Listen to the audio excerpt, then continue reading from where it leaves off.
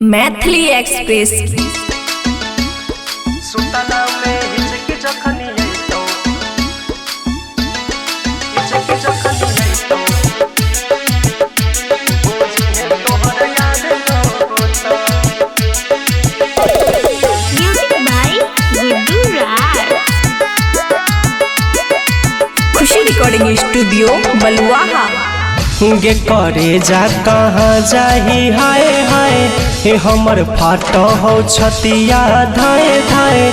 गे करे जा कहाँ जाही हाय हाय हे हमर फाट हो छतिया धाए धाए। जोगे जान अब ससुरा में सैया तोहर प्यार करत। जोगे जान अब ससुरा में सैया तोहर प्यार करत।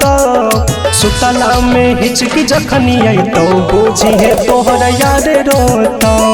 सुतला में हिचकी जखनी तो बोझी है तोहर याद रोता। सुतला में हिचकी जखनी तो बोझी है तोहर याद रोता।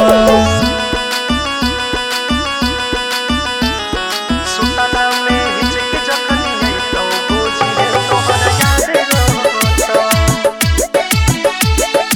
मिक्स बाय अमन अक्के। भूल जाई भी जान हमर